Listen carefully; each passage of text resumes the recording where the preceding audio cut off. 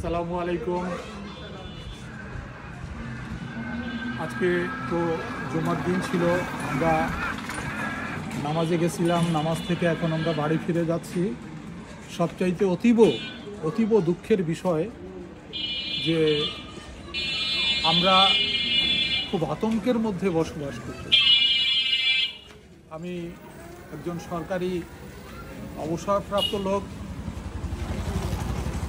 এই 48 বছর আমার ছাত্র জীবন, আমার চাকরি জীবন, 48 বছর পরে আমার বাপদাদার জন্মভিটায় আসছিলাম যে একটু শান্তিতে বসবাস করব, একটু শান্তির পরশ নেব, শান্তির ছায়াতলে থাকব।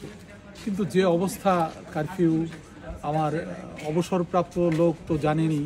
একটু ব্যাংকে যাব আমার ভাতা তোলার জন্য, ব্যাংকে গেছি 2 দিন, ব্যাংক বন্ধ, চারিদিকে আতঙ্ক। আমরা আতঙ্কের মধ্যে আছি। আমরা আতঙ্ক চাই না, আমরা শান্তি চাই, শান্তি চাই, শান্তি, নিবিড় শান্তি চাই। সকলকে ধন্যবাদ।